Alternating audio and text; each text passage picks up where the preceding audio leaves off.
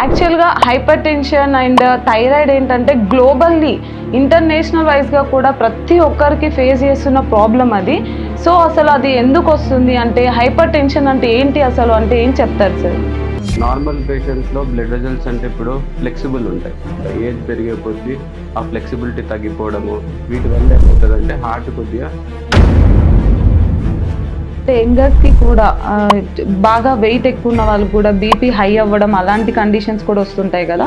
So అవి ఎందుకు వస్తాయి అంటారు సార్? మనకు బ్లడ్ ప్రెషర్ అంటే ఏంటని అర్థం కావాలి. థైరాయిడ్ పేషెంట్స్ ఏంటంటే థైరాయిడ్ హార్మోన్ అనేది ఎక్సెస్గా రిలీజ్ అయినప్పుడు వాళ్ళు బరువు తగ్గిపోతారు, సన్నగా ఉంటారు. వాళ్ళల్లో కూడా అసలు హైపర్ టెన్షన్ సిమ్టమ్స్ ఎలా ఉంటాయి, ప్లస్ ఎప్పుడు ఎలాంటి సిమ్టమ్స్ కనిపించినప్పుడు డాక్టర్ని కన్సల్ట్ అవ్వాలి అంటే ఏం చెప్తారు? Welcome to olive hospital. ప్రతి ఒక్కరికి అంటే ఏంటంటే ఈ రోజుల్లో ప్రతి ఇంట్లో ఒక్కరికైనా హైపర్ టెన్షన్ అలియాస్ బీపీ కానీ థైరాయిడ్ కానీ ఇలాంటి ఇష్యూస్తో ప్రతి ఒక్కరు బాధపడుతున్నారు కదా. సో అలాంటి ప్రాబ్లమ్స్ ఎలా వస్తాయి, ఎందుకు వస్తాయి అనేది కంప్లీట్ ఇన్ఫర్మేషన్ అయితే మీ ముందుకు తీసుకొస్తున్నాను. మనతో పాటు అయితే డాక్టర్ రాజా రమేష్ గారు అయితే ఉన్నారు. ఆయనను అడిగి కంప్లీట్ ఇన్ఫర్మేషన్ అయితే తెలుసుకుందాం. హలో సార్, నమస్తే. నమస్కారం. ఎలా ఉన్నారు సార్? అవును. యాక్చువల్గా హైపర్ టెన్షన్ అండ్ థైరాయిడ్ ఏంటంటే గ్లోబల్లీ ఇంటర్నేషనల్ వైజ్గా కూడా ప్రతి ఒక్కరికి ఫేస్ చేస్తున్న ప్రాబ్లం అది. సో అసలు అది ఎందుకు వస్తుంది అంటే హైపర్ టెన్షన్ అంటే ఏంటి అసలు అంటే ఏం చెప్తారు సార్? ఇప్పుడు హైపర్ టెన్షన్ అంటే బ్లడ్ ప్రెషర్ అండి. ఇప్పుడు మనకు ఇంట్లో గార్డెన్ పైపులు కానీ ఏదైనా పైప్ లోపల వాటర్ పోతుంది అనుకోండి, అందులో ఒక టైప్ ఆఫ్ ప్రెషర్ ఉంటుంది. అట్లనే మన బాడీలో బ్లడ్ వెజల్స్ ఉంటాయి. బ్లడ్ వెజల్స్ అంటే చిన్న చిన్న రక్తనాళాలు అంటారు. రక్తనాళాల లోపల రక్తం ప్రవహిస్తూ ఉంటుంది. దానికి మనకు బయట మోటార్ పైప్ ఎట్లుంటుందో మన బాడీలో హార్ట్ బ్లడ్ వెజల్స్ ఉంటాయి. ఈ హార్ట్ అనేది పంపు లాగా, అక్కడి నుంచి మనకు ప్రెషర్ వస్తుంది. ఈ బ్లడ్ వెజల్స్ అన్నీ పైపుల్లాగా. నార్మల్ పేషెంట్స్లో బ్లడ్ వెజల్స్ అంటే ఇప్పుడు ఫ్లెక్సిబుల్ ఉంటాయి. మనకు ఎక్సర్సైజ్ చేసినప్పుడు రిలాక్స్, కాంట్రాక్ట్ అట్లా ఫ్లెక్సిబుల్ ఉంటాయి. ఏజ్ పెరిగే కొద్దీ ఆ ఫ్లెక్సిబిలిటీ తగ్గిపోవడము, దాని లోపల కొవ్వు, కొలెస్ట్రాల్ అవి పేరుకుపోవడం, దానివల్ల ఏంటంటే రక్తనాళాలు స్టిఫ్ అయిపోవడము, వీటి వల్ల ఏమవుతుందంటే హార్ట్ కొద్దిగా ఎక్కువ ప్రెషర్ తోటి పంప్ చేయాల్సి వస్తుంది. ప్లస్ ఆ బ్లడ్ వెజల్స్లో అనేది ప్రెషర్ పెరిగిపోతుంది. ఇది కొన్నిసార్లు ఏంటంటే మన బాడీలో ప్రెషర్ అనేది రెగ్యులేషన్ అవుతూ ఉంటుంది. అంటే మనం ఇప్పుడు ఎక్సర్సైజ్ చేశారు, మీరు పరిగెత్తడానికి వెళ్ళారు, లేకుంటే రన్నింగ్కి వెళ్ళారు, వాకింగ్కి వెళ్ళారు, ఆ టైంలో ఏంటంటే బాడీకి సప్లై అవసరం ఎక్కువ పడుతుంది. ఆ టైంలో ఏంటంటే హార్ట్ పంపింగ్ స్పీడ్ పెరిగి మీకు బాడీలో ప్రెషర్ పెరుగుతుంది. అది నార్మల్ చేంజ్. ఇప్పుడు నార్మల్ పర్సన్కి 120 బిలో 120 అట్లా ప్రెషర్ మెయింటైన్ అవుతుంది. ఇది కొన్నిసార్లు ఇప్పుడు మీరు రన్నింగ్ చేసినారనుకోండి 140 అయిపోతుంది. మళ్ళీ మీరు రిలాక్స్ అయినారనుకోండి మళ్ళీ 120కి రిటర్న్ వచ్చేస్తుంది. ఇది నార్మల్గా మన బాడీలో జరిగే ప్రాసెస్. ఈ ప్రాసెస్ అనేది మీరు సెడెంటరీగా ఒకటే దగ్గర కూర్చొని ఉండడము, వెయిట్ ఎక్కువ ఉండడము, వీటి వల్ల ఏంటంటే బీపీ పెరిగిపోతుంది. బీపీలో కూడా మోస్ట్లీ 2 టైప్స్ ఉంటాయి. ఒకటి ఏంటంటే ఎసెన్షియల్ హైపర్ టెన్షన్ అంటారు. దానికి వేరే రీజన్స్ ఏముండవు, న్యాచురల్గానే బీపీ ఎక్కువ అవుతుంది ఏజ్ని బట్టి. అది 90% ఆఫ్ ది పేషెంట్స్లో ఎసెన్షియల్ హైపర్ టెన్షన్ ఉంటుంది. మిగిలిన ఒక 10% పేషెంట్స్లో ఏంటంటే వేరే రీజన్స్ ఉంటాయి. అంటే ఏదైనా కిడ్నీ ప్రాబ్లమ్స్ ఉండడం వల్ల కానీ, హైపర్ థైరాయిడ్ ఉండడం వల్ల, లేకుంటే వేరే సెకండరీ వేరే హెల్త్ ఇష్యూస్ ఉండడం వల్ల, రీనల్ ఆర్టరీ స్టెనోసిస్ అంటారు. మనకి కిడ్నీ ఉంది, కిడ్నీకి బ్లడ్ సప్లై తగ్గిపోతుంది. సెకండరీ కండిషన్స్ వల్ల కూడా మీకు బీపీ వచ్చే ఛాన్స్ ఉంటుంది. సార్ యాక్చువల్లీ అంటే యంగర్స్కి కూడా బాగా వెయిట్ ఎక్కువ ఉన్న వాళ్ళు కూడా బీపీ హై అవ్వడం అలాంటి కండిషన్స్ కూడా వస్తుంటాయి కదా. సో అవి ఎందుకు వస్తాయి అంటారు సార్? సో మనకు బ్లడ్ ప్రెషర్ అంటే ఏందని అర్థం కావాలి. బ్లడ్ ప్రెషర్ అంటే బేసిక్గా మన బ్లడ్ వెజల్స్ లోపల ఉన్న ప్రెషర్. అది నార్మల్ కంటే హెవీగా ఉందనుకోండి, దాన్ని బ్లడ్ ప్రెషర్ అంటారు. ఇప్పుడు సెడెంటరీ ఉన్నాడు, వాళ్ళకి ఎక్సర్సైజ్ లేదు, లేకుంటే ఒబీస్ ఎక్కువ ఉన్నాడు, హార్ట్ కూడా ఎక్కువ పంప్ చేయాల్సి వస్తుంది, అంత హెవీ బాడీకి పంప్ చేయాల్సి వస్తుంది. ప్లస్ ఇంకొకటి ఏంటంటే ఆ ఫ్యాట్ అనేది కూడా అక్యుములేట్ అవుతుంది, బ్లడ్ వెజల్స్ కూడా స్టిఫ్ అయిపోతాయి. వీటి వల్ల ఏంటంటే న్యాచురల్గానే ప్రెషర్ పెరుగుతుంది కాంపన్సేట్ చేయడానికి. యూజువల్గా ఎట్లా ఏంటంటే మన హార్ట్ మెయిన్ డ్యూటీ ఏంటంటే ఆర్గాన్స్కి బ్లడ్ సప్లై చేయడం. ఇప్పుడు మనకు హార్ట్ నుంచి కిడ్నీకి కూడా బ్లడ్ సప్లై కావాలా, బ్రెయిన్కి కావాలా, అన్నిటికీ బ్లడ్ సప్లై కావాలి. ఒకవేళ ఏదైనా ఆర్గాన్కి బ్లడ్ సప్లై తగ్గిపోయింది అనుకోండి, అప్పుడు ఇమీడియట్గా మన హార్ట్కి సిగ్నల్స్ వస్తాయి బ్లడ్ సరిగా రావట్లేదు అని. దెన్ హార్ట్ ప్రెషర్ తోటి పంప్ చేస్తుంది. ఆ పంప్ వల్ల మొత్తం బాడీలో అన్ని పార్ట్స్కి ప్రెషర్ పెరిగిపోతుంది.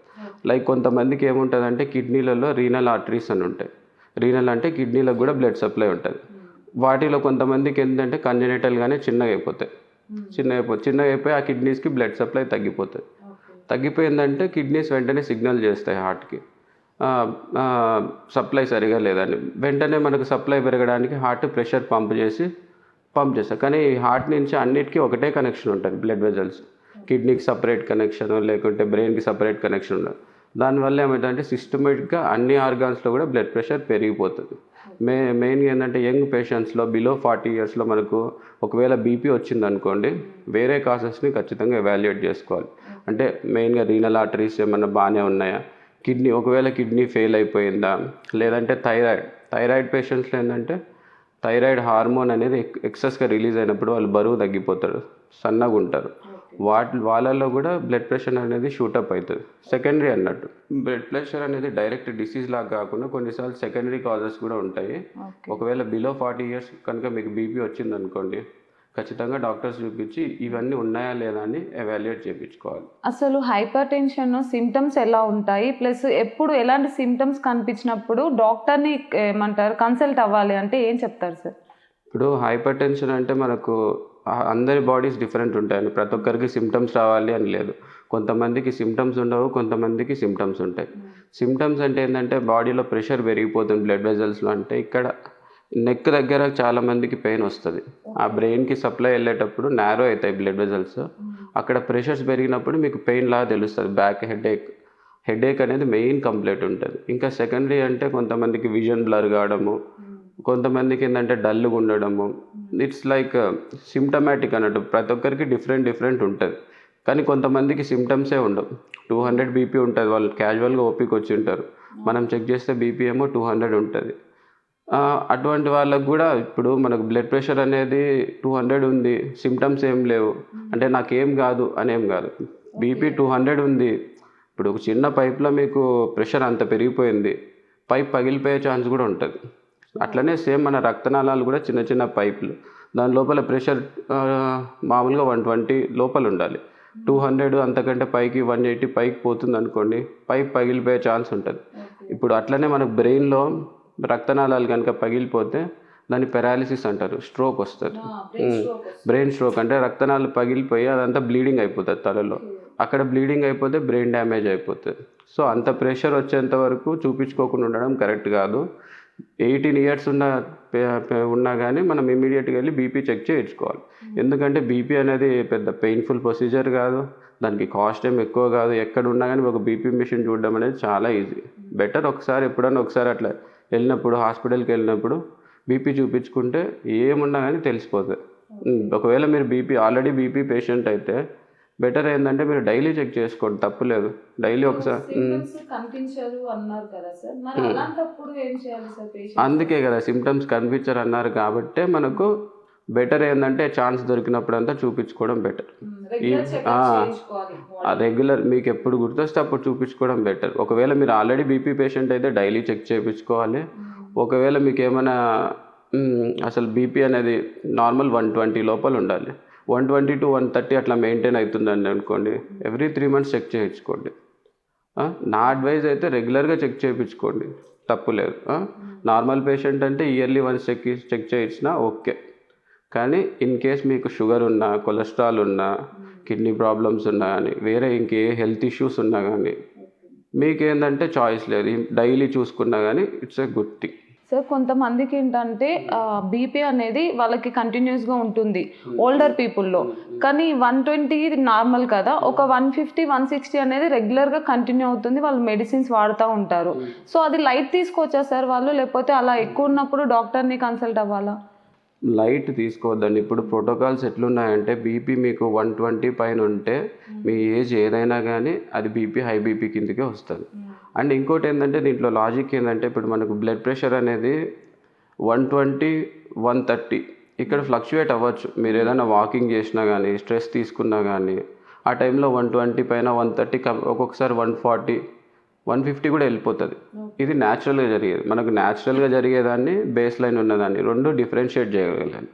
న్యాచురల్గా జరిగేది ఏంటంటే మనకు స్ట్రెస్ అయినా కానీ, ఎక్సర్సైజ్ చేసినా కానీ బీపీ పెరుగుతుంది. దీన్ని డిఫరెన్షియేట్ చేసుకోవాలి. సో మీరు బీపీ చెక్ చేయించుకున్నప్పుడు ఎప్పుడైనా ఏంటంటే ఒక 15 నిమిషాలైనా రెస్ట్ తీసుకోవాలి, ఒకటే దగ్గర కూర్చోవాలి, స్ట్రెస్ ఏం తీసుకోవద్దు, కొద్దిగా బ్రీతింగ్ ఎక్సర్సైజ్ చేయాలి.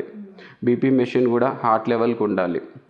ప్లస్ ఇంకా బీపీ మెషిన్ కట్టేటప్పుడు కూడా ఆ పైప్ ఉంటుంది కదా, ఆ పైప్ కొద్దిగా సెంటర్లో ఉండేటట్లు చూసుకోవాలి. అండ్ బీపీ కఫ్ కూడా సైజ్ కూడా ఇంపార్టెంట్. ఇప్పుడు మీరు చిన్నపిల్లలకి వేరే కఫ్ ఉంటుంది, పెద్దలకి వేరే కఫ్ ఉంటుంది. మీరు చేయమో సన్నగా ఉంది, మీరేమో పెద్ద కఫ్ తీసుకొని కట్టి చేసుకున్నారు, అప్పుడు మీకు బీపీ ఏంటంటే ఆర్టిఫిషియల్గా తక్కువ వస్తుంది. అట్లా ఏమంటే సన్నగా ఉన్న వాళ్ళంతా నాకు లో బీపీ ఉంది అనుకుంటారు. లో బీపీ అనేది హై బీపీ కంటే ఇంకా సీరియస్ కండిషన్. ఇప్పుడు మీకు బీపీ బాగా తక్కువ అయిపోయిందంటే బ్రెయిన్కి సప్లై లేదు, కిడ్నీకి సప్లై లేదు, పేషెంట్ అన్కాన్షియస్ అయిపోతాడు, ఆర్గాన్ ఫెయిల్యూర్. ఇది ఒక క్రిటికల్ కండిషన్. యూజువల్గా బీపీ ఎవరికి డౌన్ అవుతుంది అంటే ఐసీయూ పేషెంట్స్కి, ఓల్డ్ ఏజ్ పేషెంట్స్కి, సెప్టిక్ షాక్ అంటారు, బాగా క్రిటికల్ పేషెంట్స్కి. లేకుంటే హార్ట్ అటాక్ వచ్చేసింది, స్టెంట్ వేసారు, హార్ట్ ఫంక్షన్ తగ్గిపోయింది, ఒక క్రిటికల్ పేషెంట్, అటువంటి పేషెంట్ బెడ్ మీద ఉన్నాడు, వాళ్ళకి బీపీ తగ్గిందంటే ఓకే. మా నార్మల్ పేషెంట్కి బీపీ తక్కువ ఉందంటే కఫ్ సైజు అక్యురేట్గా పెట్టట్లేదండి. ఒకవేళ చెయ్యి పెద్దగా ఉందనుకోండి, పెద్ద కఫ్ తీసుకోవాలి. చెయ్యి చిన్నగా ఉంటే చిన్న కఫ్ అంటే ఆ ఎక్విప్మెంట్లో అది సైజు ఉంటుంది. మన చెయ్యి ఫిట్ కాకుండా మీరు చెయ్యేమో ఇంత పెద్దగా ఉంది, మీరు బలవంతంగా అది తాడు కట్టినట్టు కట్టిరు టైట్గా, మీకు బీపీ ఉన్నదానికంటే 20 పాయింట్లు ఎక్కువ వస్తుంది.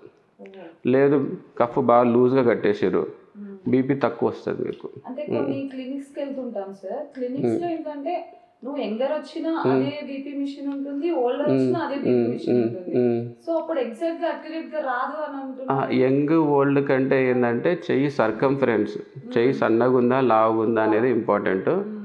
అది డాక్టర్ ఎస్టిమేట్ చేస్తారు. ఒకవేళ ఆయన మీకు బీపీ చెక్ చేస్తే 90-60 వచ్చింది, మీరు నార్మల్గానే ఉన్నారు, చెయ్యి సన్నగా ఉందంటే ఆయన అనాలిసిస్ చేసుకుంటారు, 100 ఉంది ఓకే యాక్సెప్టబుల్ అని. వాళ్ళు అడ్జస్ట్ చేసుకుంటారు. క్లినికల్ ఎక్స్పర్టైజ్ తోటి వాళ్ళు అడ్జస్ట్ చేసుకుంటారు. కానీ స్పెసిఫిక్ కండిషన్లో ఎప్పుడైనా అవసరం ఉన్నప్పుడు డిఫరెంట్ కఫ్ సైజెస్ దొరుకుతాయి హాస్పిటల్స్లో. ఒకటే సైజ్ అందరికని కాకుండా డిఫరెంట్ కఫ్ సైజెస్ ఉంటాయి, అప్రాప్రియేట్ కఫ్ సైజ్ పెట్టి చెక్ చేసుకోవచ్చు.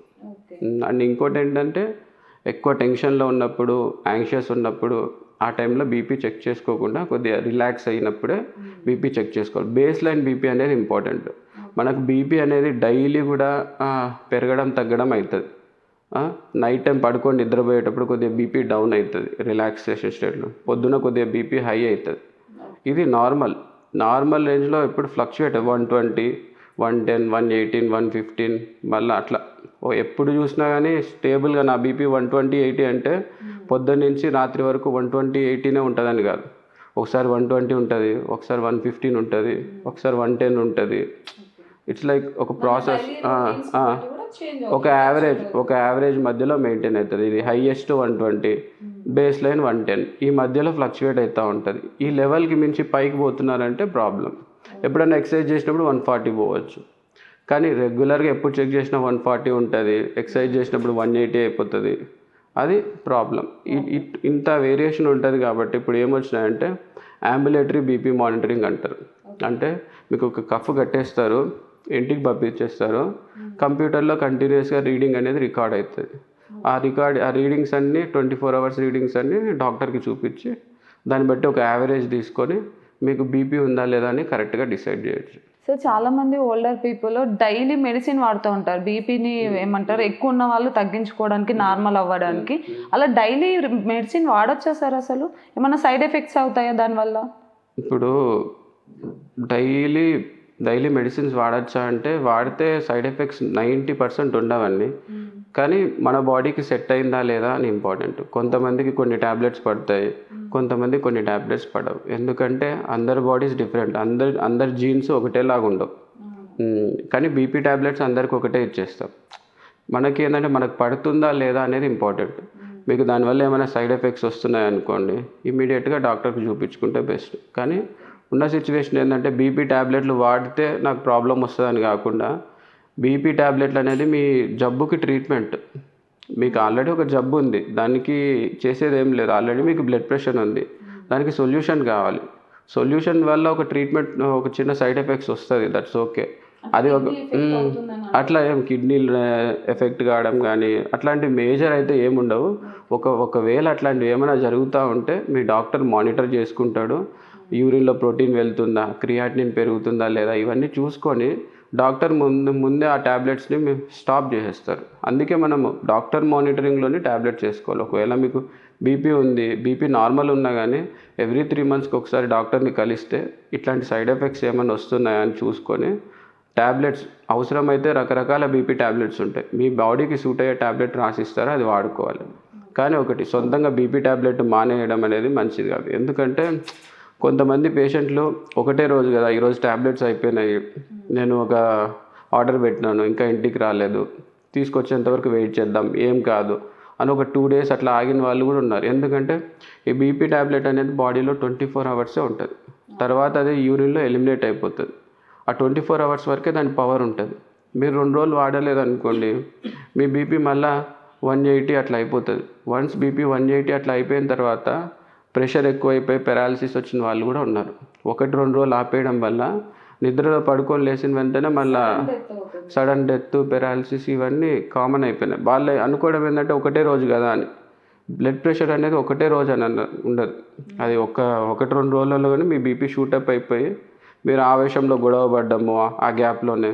ఇప్పుడు ఏదైనా ప్రాబ్లం వస్తుంది, నాకు మ్యారేజ్ ఉంది, ఫంక్షన్ ఉంది, ఏదో గొడవ అవుతుంది, మీరు ట్యాబ్లెట్ వేసుకోవడం మర్చిపోయారు, ఆ ఓవర్ డ్రైవ్లో బీపీ షూటప్ అయిపోయి హార్ట్ అటాక్ వచ్చిన వాళ్ళు, పెరాలసిస్ వచ్చిన వాళ్ళు ఉంటారు. సింగిల్ మిస్టేక్ వల్ల లైఫ్ మొత్తం స్పాయిల్ అవుతుంది. ఖచ్చితంగా. ఇప్పుడు మనకు షుగర్ కన్నా, షుగర్ ట్యాబ్లెట్ మనం ఒక 2-3 రోజులు మానేసినా కానీ షుగర్ 500 అయినా కానీ మంచిగా తిరుగుతూనే ఉంటారు. కానీ బీపీ అట్లా కాదు. బీపీ పెరిగిందంటే మాత్రం ఫ్రాక్షన్ ఆఫ్ సెకండ్లో హార్ట్ అటాక్ కానీ స్ట్రోక్ వస్తుంది. మళ్ళీ రికవరీ చేయడానికి ఇప్పుడు షుగర్ అన్నా మనం ఇన్సులిన్ ఇచ్చి మళ్ళీ నార్మల్ తీసుకొస్తారు. మీరు బీపీ నార్మల్ తీసుకొచ్చినా కానీ ఆల్రెడీ ఆ పగిలిపోయిన బ్లడ్ వెజల్ కానీ హార్ట్లో బ్లాక్ అయిపోయి హార్ట్ డ్యామేజ్ అయింది కానీ మళ్ళీ అవి రిటర్న్ రావు. మళ్ళీ దానికోసం సపరేట్ సర్జరీస్ చేయాల్సి వస్తుందేమో. మీరు ఎంత సర్జరీ చేసినప్పుడు ఇది పెరాలసిస్ వచ్చిన తర్వాత బ్రెయిన్ లోపల బ్లీడింగ్ అయిపోయిన తర్వాత ఒక చెయ్యి కాలు పడిపోతుంది. ఇప్పుడు మనకు రైట్ సైడ్ బ్లీడింగ్ అయిందనుకోండి, లెఫ్ట్ కాలు చేయి పనిచేయదు. లెఫ్ట్ సైడ్ బ్లీడింగ్ అయితే రైట్ చెయ్యి కాలు పనిచేయదు. ఈ హెడ్ అనేది ఏంటంటే ఒక కాంపాక్ట్ స్ట్రక్చర్, ఒక బాల్ లాగా ఉంటుంది. దాని లోపల బ్లీడింగ్ అయిపోయింది, బ్రెయిన్ అందులోనే ఉండాలా, బ్లడ్ కూడా. ఇప్పుడు బ్లీడింగ్ అయిపోతే హెమటోమా అంటారు. 2 ఆక్యుపై చేసి బ్రెయిన్ని కంప్రెస్ చేస్తాయి. ఒకటే రూమ్ లోపల 2-3 కూర్చుంటే కంప్రెస్ అయిపోతారు కదా, అట్లా బ్రెయిన్ ఎక్స్ట్రా వచ్చిన బ్లడ్ కంప్రెస్ అయిపోయి ఆ బ్రెయిన్ మొత్తం డ్యామేజ్ చేస్తుంది. అందులో సర్జరీ చేస్తారు కానీ ఆ బ్లడ్ తీసేస్తారు. కానీ బ్రెయిన్కైనా డ్యామేజ్ అయితే రిటర్న్ రాదు కదా. ఆ పెరాలసిస్ అట్లనే ఉంటుంది. అది హ్యాండిక్యాప్డ్ లాగా వాళ్ళు అట్లనే ఉండాల్సి ఉంటుంది. ఎంత ఫిజియోథెరపీ చేసినా కానీ రికవరీ అనేది 100% ఉండదు. క్వాలిటీ ఆఫ్ లైఫ్లో చాలా తేడా ఉంటుంది. సార్, సాల్ట్ టేకింగ్ అనేది ఎక్కువ తీసుకోవడం, తక్కువ తీసుకోవడం వల్ల కూడా బీపీ మీద అనేది ఇంపాక్ట్ చూపిస్తుందా సార్? చూపిస్తుందండి. సాల్ట్ తీసుకోవడం వల్ల ఏమవుతుందంటే సాల్ట్ అనేది వాటర్ని హోల్డ్ చేసి పట్టుకుంటుంది మన బాడీలో. మీరు ఉప్పు ఎక్కువ తీసుకుంటే అది బ్లడ్ వెజల్లోకి సోడియం వెళ్ళి మన వాటర్ రిటెన్షన్ అనేది ఎక్కువ ఉంటుంది. ఆ వాటర్ రిటెన్షన్ వల్ల ఏంటంటే లోపల వాటర్ ఎక్కువ అక్యుములేట్ అయిపోతుంది, ప్రెషర్ పెరిగిపోతుంది. ఇది సాల్ట్ తక్కువ తీసుకోవడం బెటర్. డైలీ ఒక 5 grams కంటే తక్కువ తీసుకుంటే బెటర్. తక్కువ తీసుకోవడమే బెటర్ ఎప్పటికైనా. ప్లే చేస్తుంది. సాల్ట్ అని కాదు, మీరు చేయాల్సిందంటే బయట ఫాస్ట్ ఫుడ్ తినడము, రెస్టారెంట్కి వెళ్ళి తినడం, అవి ఒక్కటే అవాయిడ్ చేస్తే చాలు. ఇంట్లో వేసుకునే సాల్ట్ మనమేం ఎక్కువ వేసుకోరు మోస్ట్ ఆఫ్ ది పీపుల్. బయట రెస్టారెంట్కి వెళ్ళినప్పుడు కొద్దిగా టేస్టింగ్ సాల్ట్లో కూడా సోడియం ఉంటుంది. మనకు సాల్ట్లో సోడియం అని ఉంటుంది. ఆ సోడియం అనేది మోనోసోడియం గ్లూటామేట్ అంటారు టేస్టింగ్ సాల్ట్, అది కూడా సోడియమే. సోయ్ సాస్ అంటారు, అందులో కూడా సోడియం ఉంటుంది. సోడియంని మనం అవాయిడ్ చేయాలి. ఈ సోడియం వల్ల బీపీ ఒకటే కాదు, కిడ్నీ స్టోన్స్ కూడా వస్తాయి, వేరే ప్రాబ్లమ్స్ కూడా ఉంటాయి. బేసిక్ ఏంటంటే ప్రాసెస్డ్ ఫుడ్స్ అనేది దూరంగా ఉండాలి. ఇప్పుడు మనకు న్యాచురల్గా దొరికే వాటిని తీసుకోవచ్చు. ఆర్టిఫిషియల్గా మనం అన్నీ క్రియేట్ చేసి టేస్ట్ కోసం తయారు చేస్తాం, వాటికి దూరంగా ఉంటే బెస్ట్. ఓకే. బీపీ అనేది జెనెటిక్ వల్ల కూడా వస్తుందా సార్, లేకపోతే మన లైఫ్ స్టైల్ చేంజెస్ వల్ల వస్తుందంటారా? ఇప్పుడు ఏదైనా జెనెటిక్కే అండి. మనిషి బతికున్నాడు, ఎన్ని రోజులు బతుకుతాడు, ఆయన ఎట్లా బిహేవ్ చేస్తాడు, ఎంత హైట్ పెరుగుతాడు, ఎంత వెయిట్ ఉంటాడు, ఏం తింటాడు, అంతా జెనెటికల్లీ డిటర్మైన్డ్. మీరు మంచి చేస్తారా తప్పు చేస్తారా అన్నీ కూడా జెనెటికల్లీ డిటర్మైన్డ్ ఉంటాయి. సో బ్లడ్ ప్రెషర్ కూడా జెనెటికల్లీ డిటర్మైన్డ్ ఉంటుంది. మీకు ఆ జెనెటికల్లీ ఏంటంటే డిటర్మైన్డ్ ఉంటుంది. ఇప్పుడు ఒకరు 70 years ఉంటాడు, రోజు మందు తాగుతాడు, బీడీ తాగుతాడు, సిగరెట్ తాగుతాడు, బరువు 100 kgs 200 kgs ఉంటాడు, కానీ టెస్టులు చేస్తే అన్నీ మంచిగా ఉంటాయి. అది అందరికీ కాదు. ఒకడు రోజు ఆరోగ్యంగా ఉంటాడు, వాకింగ్ చేస్తాడు, ఎక్సర్సైజ్ చేస్తాడు, కానీ 30 yearsకి బీపీ 200 వస్తుంది, పెరాలసిస్ వస్తుంది. అది జెనెటికల్లీ డిటర్మైన్డ్ ఉంటుంది. అట్లా అని చెప్పి మనం ఎక్సర్సైజ్ ఇవన్నీ చేసి వేస్ట్ అని కాదు. మీరు మీ జెనెటిక్స్ బాగాలేకపోయినా కానీ మీరు ఎక్సర్సైజ్ వాకింగ్ చేస్తే రెండు కలిసి ఒక బ్యాలెన్స్లోకి వస్తాయి. ఇప్పుడు మీ జెనెటిక్స్ బాగాలేవు, మీ ఫాదర్కి 50 yearsకి 60 yearsకి బీపీ వచ్చింది, మీరు మంచిగా వాకింగ్ ఎక్సర్సైజ్ అన్నీ చేసుకున్నారు, మీకు 75 yearsకి బీపీ వస్తుంది. లేదు మీరు ఒకటే దగ్గర కూర్చొని ఎక్సర్సైజ్ లేకుండా ఉన్నారు, మీకు 30కే బీపీ వస్తుంది. అవును, ఒక చేతిలో లైఫ్ స్టైల్ ఉంటే ఒక చేతిలో మీకు తలరాత ఉంటుంది. రెండు మనం డిసైడ్ చేయాలి. ఒకటి ఆల్రెడీ ఫిక్స్ అయిపోయింది, ఇంకొకటి మీరు డిసైడ్ చేసుకోవాలి. 100%. ఒకవేళ అందరూ వాకింగ్ ఎక్సర్సైజ్ కరెక్ట్గా చేస్తే అసలు బీపీ, షుగరు, హార్ట్ ప్రాబ్లమ్స్ ఇవేవి ఉండవు. 90% అన్నీ ఒక్క ఎక్సర్సైజ్ వల్లనే. ప్రాపర్ ఎక్సర్సైజ్, ప్రాపర్ డైట్ ఉంటే 90% ఆఫ్ ది జబ్బులు ఉండవు. మీకు ఇప్పుడు బీపీ, షుగర్ రాలేదనుకోండి, హార్ట్ అటాక్ వచ్చే ఛాన్స్ కూడా తగ్గిపోతుంది. ఇప్పుడు మనకు ఫస్ట్ బీపీ స్టార్ట్ అవుతుంది, షుగర్ స్టార్ట్ అవుతుంది, కొలెస్ట్రాల్ స్టార్ట్ అవుతుంది. ఇవి పట్టించుకోకపోతే హార్ట్ అటాక్ వస్తుంది.